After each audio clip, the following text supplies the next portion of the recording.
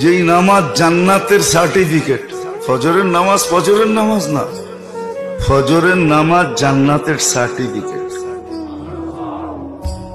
ওয়াকুরআন আল ফজরি কানা মাশহুদা, ফজরের নামাজ কিয়ামতের দিন সাক্ষী দিবে, কবরে সাক্ষী দিবে, সর্বক্ষেত্রে আগে যায় দাঁড়াবে সিনা টান করা, আর বলবে যা হবে আমার উপরে হবে, পিছে যে দাঁড়ায় আছে ওর উপরে কিচ্ছু হবে না।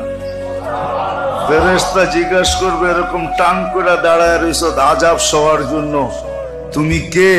তো বলবো আমি ফজরের নামাজ। ফজরের নামাজ তো জান্নাতের সার্টিফিকেট, ওইটাই তো পড়া হয় না। সময়ের যদি দাম না হইতো তাহলে ফজরের দাম এত হইতো না, আসরের দাম এত হইতো না। আসরে সবচেয়ে বেশি ব্যস্ত থাকে মানুষ, হয়তো দোকান গুটানের সময় হয়, নাইলে বেচা বিক্রি একবারে পুরা টাপে ওঠে, ব্যস্ত থাকে। দুই সময় নামাজ, আর দুই সময়ই ফেরেশতা চেঞ্জ হয়।